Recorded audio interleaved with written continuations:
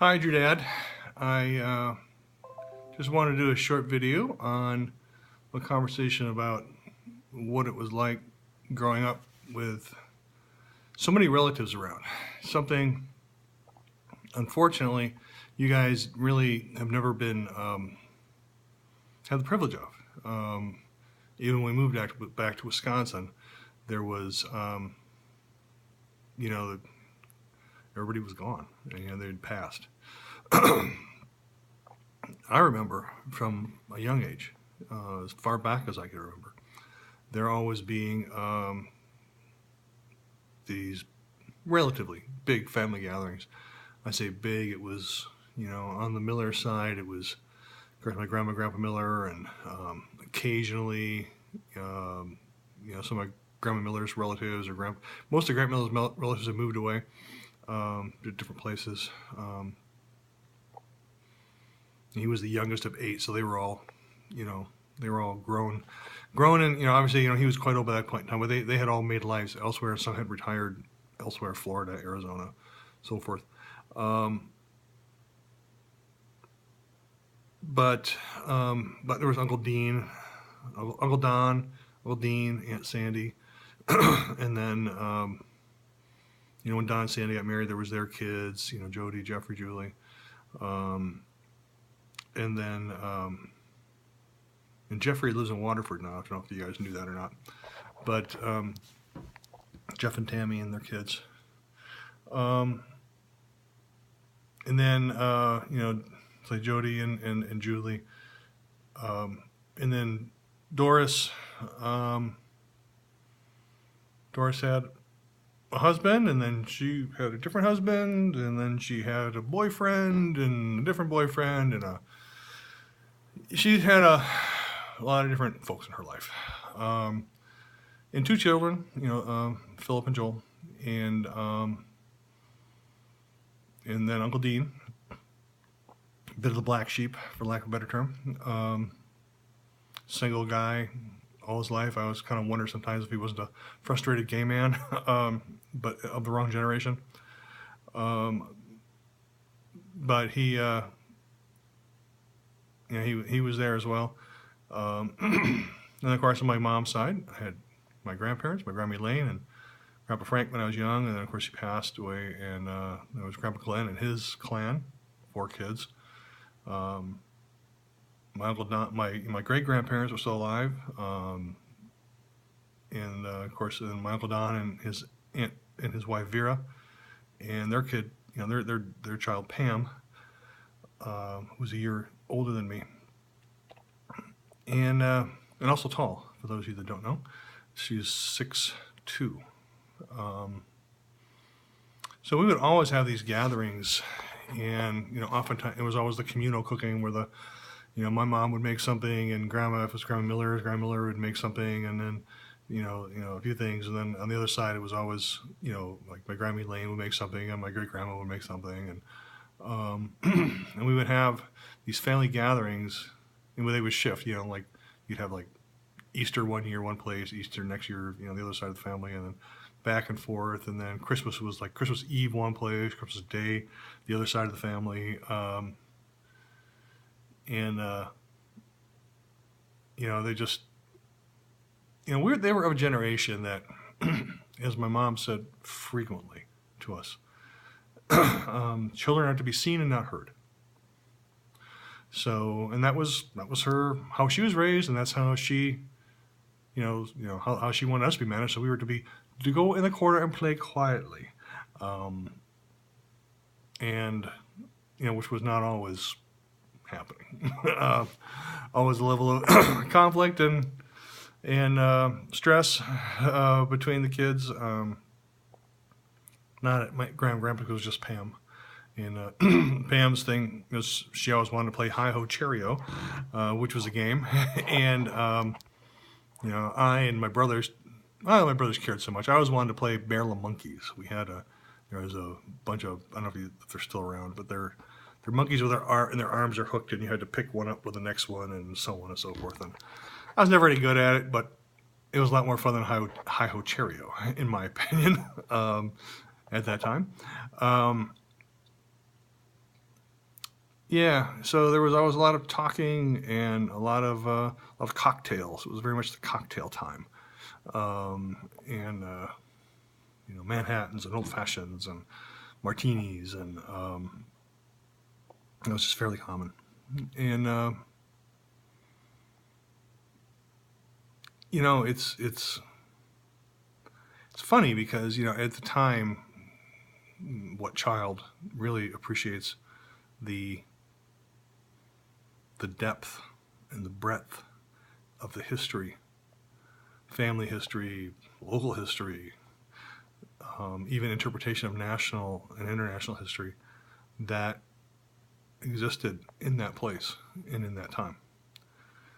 And it wasn't until I was much much older that I really was like, wow, that was really really special, um, and not a it was at the time it was just like, oh, I'm bored, I'm a kid, I want to go play, and all these old people won't let me go play.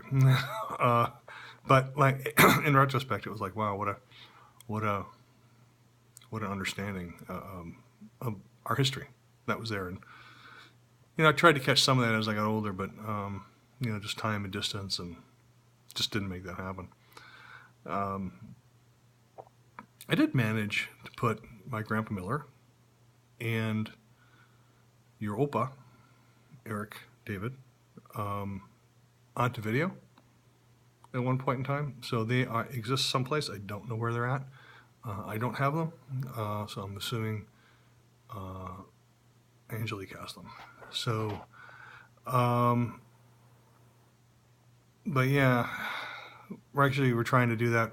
My cousin Jody and I trying to get. I wanted to do this with my dad, and of course he suddenly passed and was no longer an option.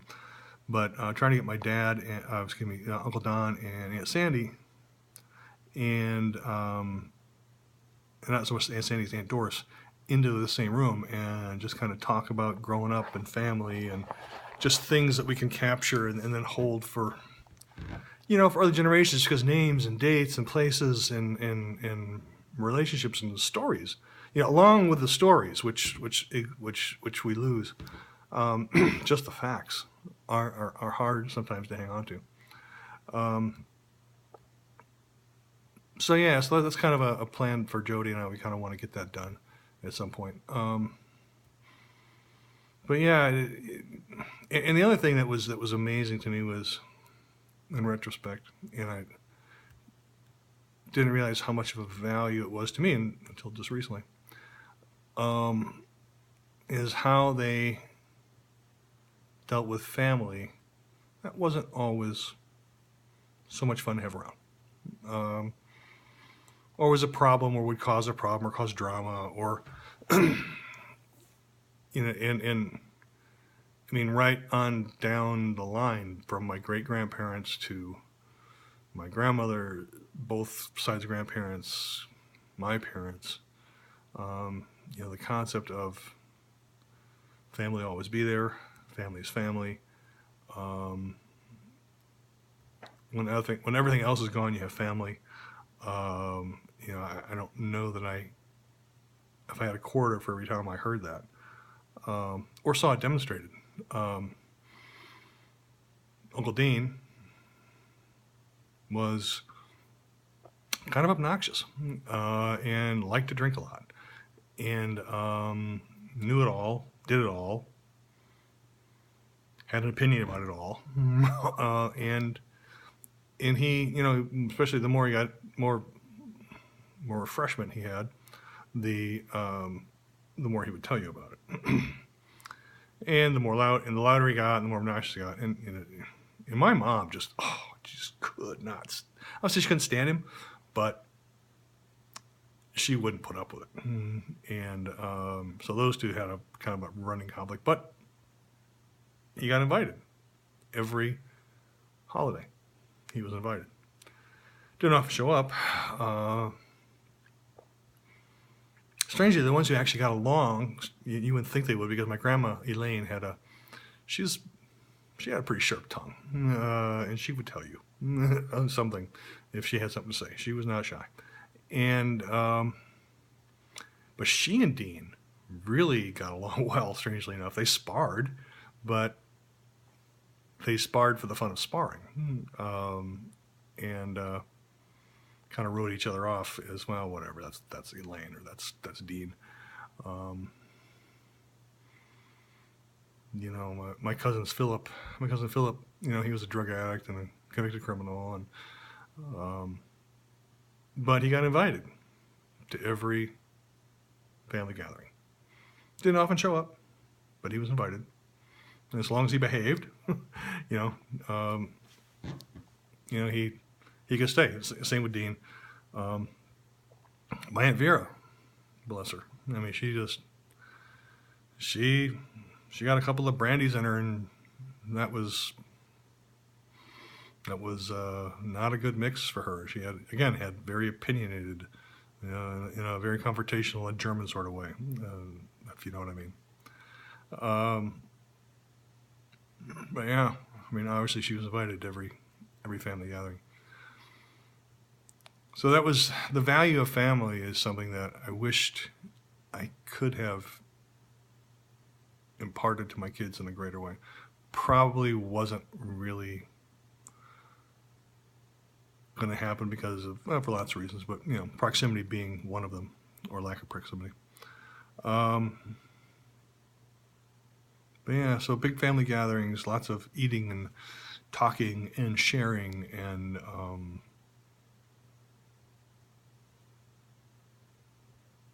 generational things. 2, 3, 4 generations all at once in one place. It was good. It was good. It was good to grow up with that. Love to sit down and talk to my brothers and see what their recollection of that being younger. Me being the oldest, except for Pam, I tended to be quite a bit older than everybody else by at least 3 to 4 years, if not more. So my perspective is maybe a little bit different than theirs. But yeah, just great recipes and great family food.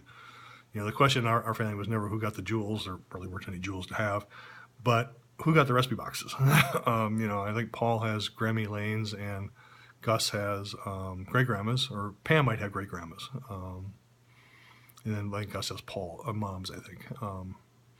But those were the real treasures, and the hands that made them, were the real treasures.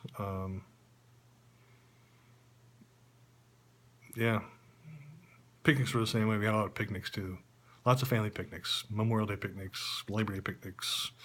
What do you call it? 4th of July picnics. Lots of that. Lots of kids running around. Families sitting around, burning something on the grill, sweet corn in the fall. That was a real staple. Along with bratwurst and hamburgers, always bratwurst and hamburgers, and Kringle at every event. Kringle. There was had to be at least a Kringle, one Kringle. But I think that's a Racine thing. When Grandpa was in the hospital, my dad was in the hospital. After a few days being up there, I was in Racine, and I stopped in, and I bought some Kringles and brought them up to the nurses on the ICU, and this is my dad's from Racine, and excuse me, this is the typical Racine expression of gratitude is to bring a Kringle, and so I brought that to them. Yeah, but there's all lots of Kringles at our events. So anyway, I love you, and I hope to talk to you soon.